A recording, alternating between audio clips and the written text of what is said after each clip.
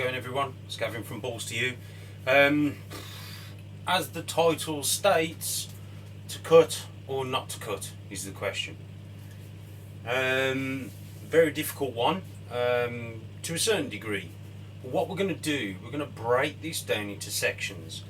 There's a bit of a debate whether to cut eggs or whether to let them pip naturally.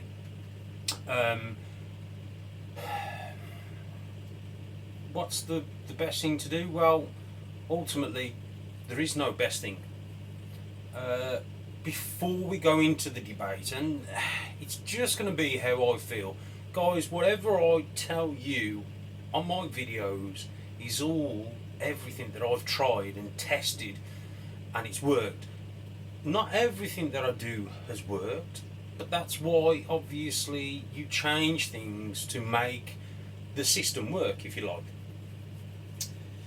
So there's this debate, and the debate is there's a number of breeders out there who are now turning around and saying actually cutting the eggs is no good for the animal and you should let them pip naturally and let them come out naturally, and also you should incubate at a lower temperature. Okay, let's clear a few facts.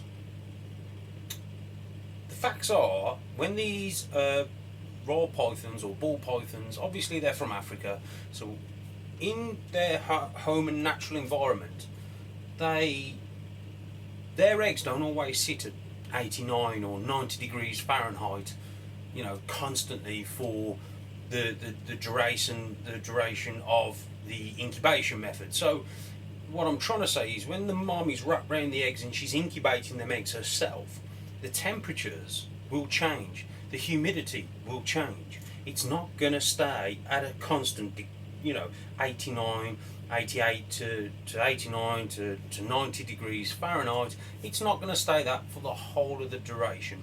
They will do their best to keep it around that figure, but it won't always happen. There's been no reports at all of slugs in the wild. So what I mean by that is, we in captivity, when we're breeding animals, we create a lot of slugs compared to the wild. Now in the wild, as far as I've researched and as far as I can understand, is there has been no reported slugs found in the wild. Okay, so that says to me that basically the temperatures that we keep our animals at is a bit too hot. But that's another video, that's part of the breeding cycle. But what we're getting into here is cutting eggs. Do we cut or do we let them pip?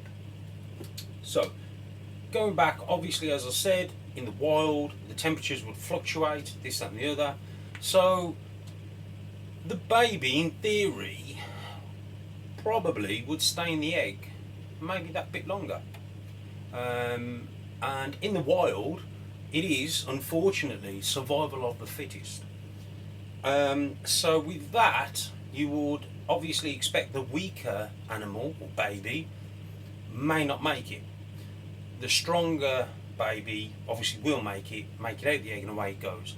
That's just natural selection, I'm afraid. That is life. It is part of the animal kingdom, and like anything else, unfortunately, it's sad but it's true.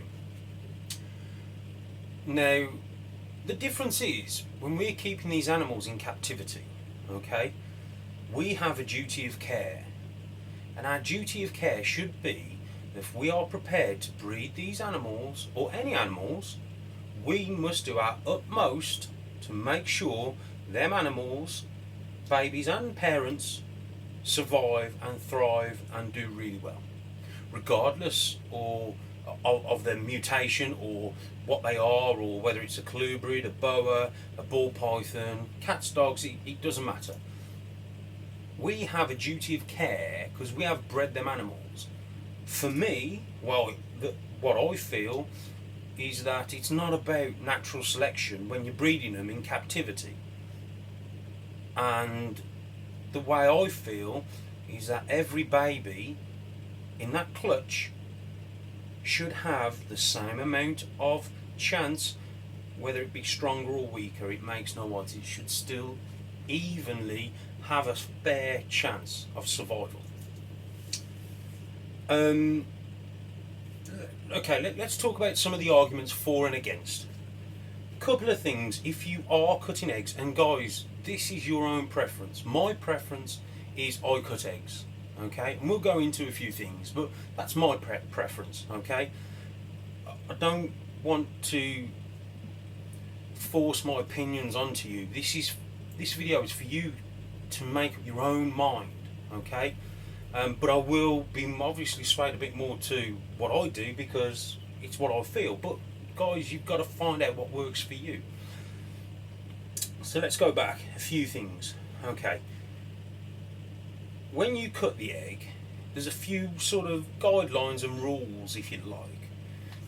If you've incubated them eggs at 89 degrees, okay, or 90 degrees Fahrenheit, okay, at 55 days, okay, for me, that's when I cut.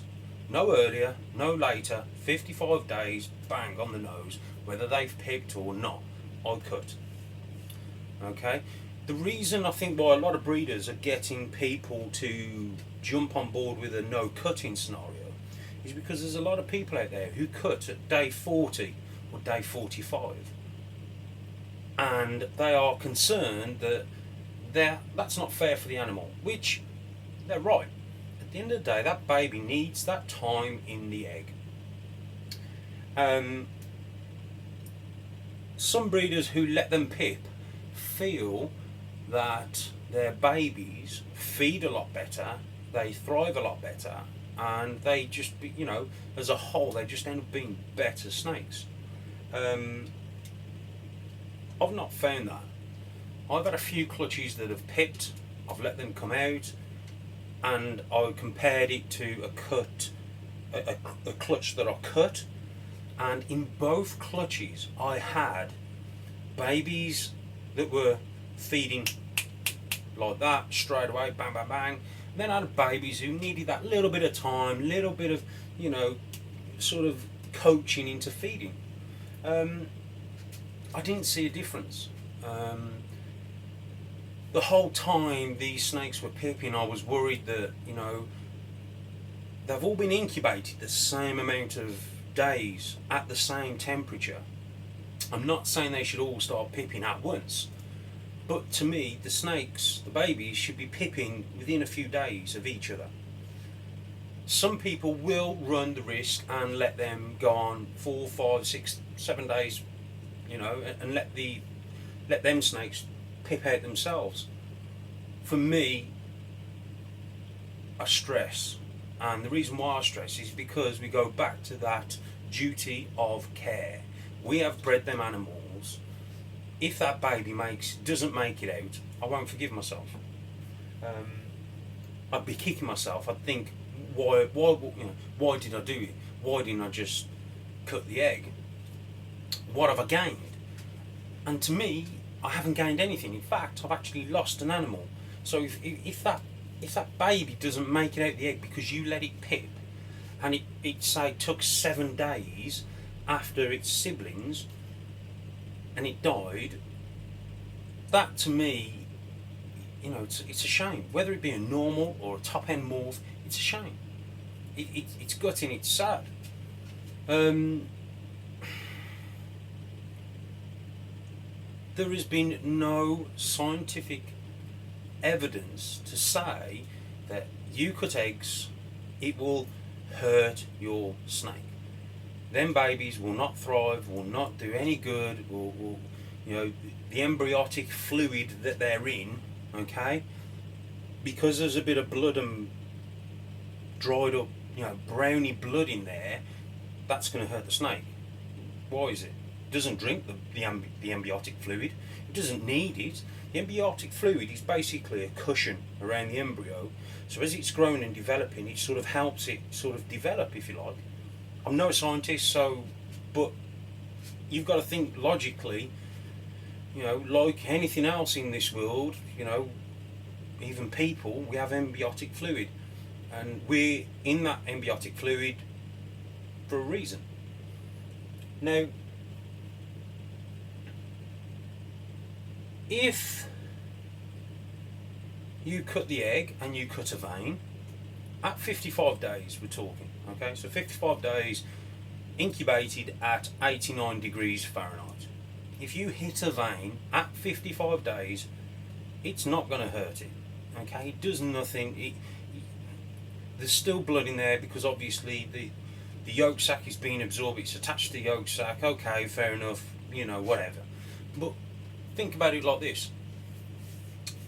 For all the eggs that I've cut and everyone else, and you've nipped a vein and it's bled, your snakes haven't died, okay? It's not hurt them, it doesn't cause a problem.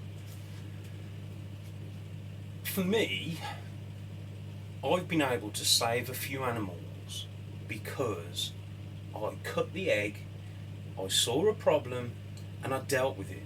If you go back to some of my previous videos about saving a baby ball python, basically it got wrapped around its umbilical cord. I was able to pull it out, sort of untangle it and put it all back in. Would that animal or baby have died if I hadn't done that? I don't know. Honestly, I don't know. I'm not going to bullshit you. I don't know. But if I hadn't have stepped in and that baby did die, I'd be devastated.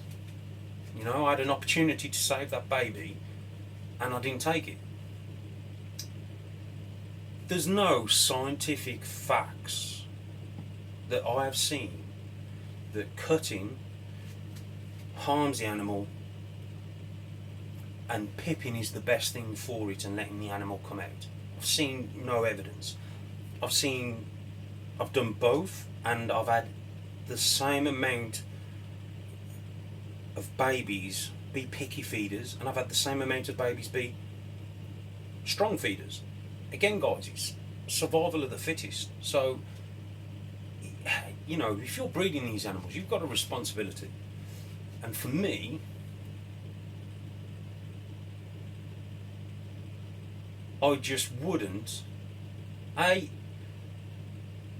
wouldn't incubate at anything lower than 88, 89 degrees Fahrenheit.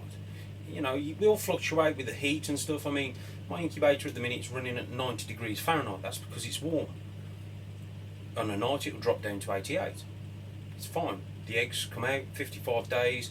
I have one or two pipping. Or if not, I cut them anyway, and I have no problems. It's that old thing. If it ain't broke, don't fix it. The reason why we artificially incubate is because, again, duty of care. So if we wanted to let nature take its course and say let them pip and come out, why don't we leave the mom on the eggs and let the mom, naturally incubate them?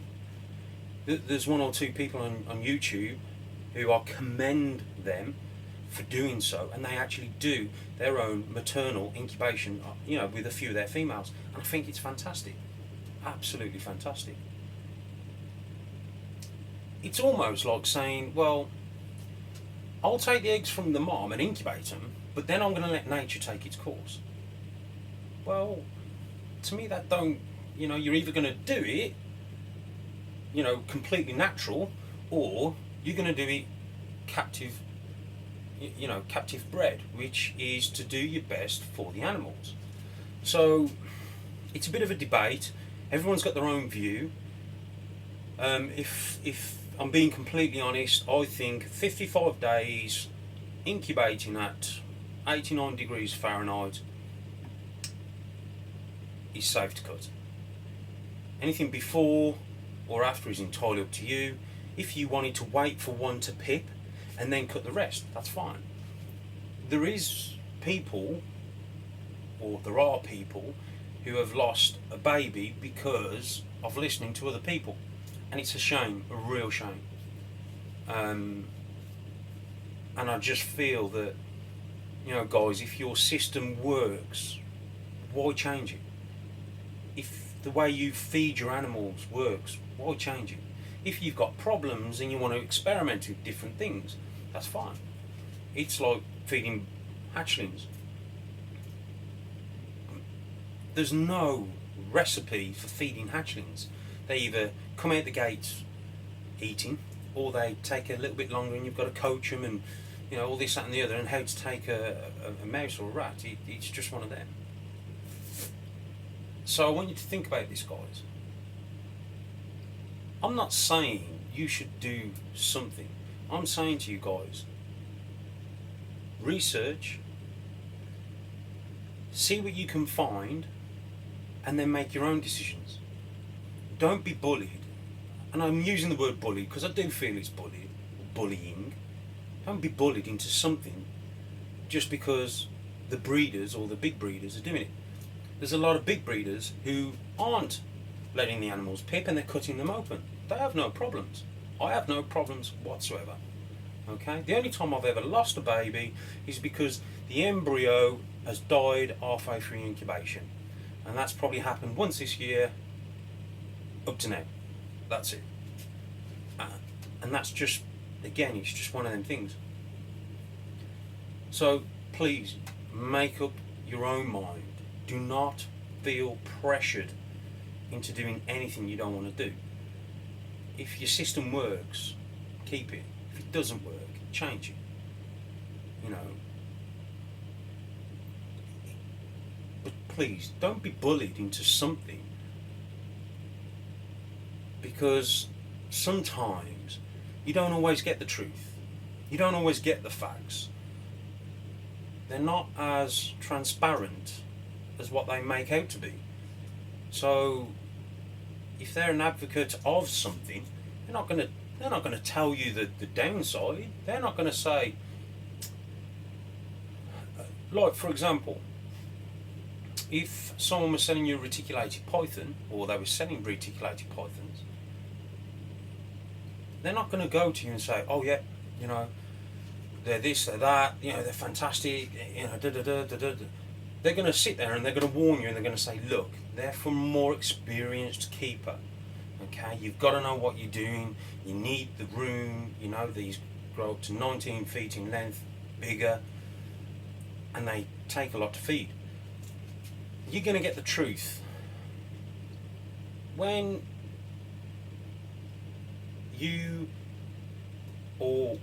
you ask certain questions of certain breeders. They're either going to be completely honest and say, yeah, this happens, or no, it doesn't. For example, breeding ball pythons, you can have snakes die during the breeding season. It's one of them things. Now, I didn't know that, and when I had a male die on me through the breeding season, it really shook me, and I was a bit, what's all this about? I sent a few emails to a few people, and the one person that got back to me was honest and basically said, yeah, unfortunately it happens. You don't hear about it because it's the bad side of the hobby. All you see is the good, and the good is fine. But you also need to be aware, if you're coming into this hobby and you're fresh into the hobby, you need to know what you're doing. You need to know what to expect. Because I didn't. You know, I had a male die. I thought I did something wrong, and it wasn't. Took to the vets, and it was just, unfortunately, an autopsy. Just one of them things. They couldn't put it down to anything. So it happens, and what you'll get from me is honesty and the truth regarding what this hobby's about. You know, but be prepared that some people are trying to sell you a dream, and it's not a dream. I live the dream because I love working with the animals, don't get me wrong, but you know, if they're an advocate of something, they're not going to tell you the downside. They're not going to tell you, oh yeah, that doesn't, you know, produce viable babies, because they need to sell, they want to sell the product. And unfortunately, in some people, it is a product. Excuse me. It is a product. For me, it's not. You know, and guys, you ain't gonna last long in this hobby if you don't have passion, because it will teach you two things: patience, okay, and patience. You've gotta have patience in this hobby. This isn't, you ain't gonna get rich, as I've said before. But I'm going a little bit off topic. Okay, sorry about that, guys. But let's go back. Cutting or pipping. It's entirely up to you guys. Personally, I'd feel a lot better cutting at day 55, 89 degrees Fahrenheit, okay, or waiting till 1 pips and then cutting. Okay, that's just me. And again, I've had no ill effects from cutting the blood vessels accidentally. You know, when you're cutting the eggs open, doesn't hurt them. I've had no signs when I have let babies pip and come out on their own. I've had no indication that it's done them any better. They absorb the yolk sac as the same. You know, you have good feeders, you have bad feeders. You know, in the clutch, it's the same. This is what I've experienced. I'm not going to bullshit you. This is what I've experienced. I've seen no benefit. The only thing I have seen with letting them pip on their own and dropping the temperatures is that they end up drowning in the eggs. And a lot of people get on Jay's case from Prehistoric Pets about the way he cuts eggs. Okay, it's a little bit heavy-handed maybe, but you've got to look at it. You know, what we do is ball pythons. What he does is reticulated pythons, completely different. Okay, and again, that is a complete. I'm not even going to pretend I know what the incubation method is, because I don't. I know it's a lot longer. I think it's at the same temperature, but I don't know. But yes, his cutting methods can be a bit questionable, but he's been doing it for years and years. He wouldn't do it that way. His system works, okay, and that's that. My system works, and I don't have any problems. But all I'll say to you guys, I'm going to wrap this up because I'm ranting on, and I'm sorry about this, but don't be bullied, okay? If you want to do it your way, do it your way. Just because other people are doing it their way or that way makes no odds. You do it how you want to do it. But remember, there are guidelines, okay? So research, decide how you want to do something, especially if you're new to the hobby. You need to cover every angle. I'm going to shut up now and I'm going to switch it off. I'm sorry for going on, but again, guys, it's just something I feel a bit passionate about, and I see a lot of people are being bullied on Instagram, Facebook or YouTube, whatever, for, you know, cutting their eggs, and they shouldn't be cutting eggs. And no, guys, if you're doing it correctly and you're happy with the way you do it, just do it, okay? If them animals are thriving and they're doing nothing wrong, forget them. You do it how you want to do it. If that works, great. If it doesn't work, then you need to change it, okay? But don't be bullied, because no one likes bullies, okay, everyone? So sorry about the rant. By all means, please, if you want to share this with friends and get into a bit of debate in the comment boxes below, that's fine. Don't slate anyone, please, in the comment boxes. This isn't about slating as such. This is just me trying to say, just find a method that works for you and do it, okay? If it works, fine, do it, okay, guys? So put some comments down below. I love reading your comments. I love all the support that you guys give me. I think it's fantastic. I think everyone's, you know, we have a good community on YouTube, and it's just great to see everyone and meet everyone, especially at the shows, and see everyone's, you know, they're doing on the breeding season on YouTube. So that's me. I'm going to wrap this up, guys, and I'll speak to you guys soon. We have got some eggs coming, so please don't worry about that. I haven't forgot about cutting videos. But yeah, we've got some more coming, but stay tuned. If you're not subscribed, subscribe. If you've got friends who are into ball pythons, let them know about my channel. You know, see if I can sort of help people with various information that I've done on the video. But yeah, that's it. That's it from me, guys. Okay, speak to you soon. Take care.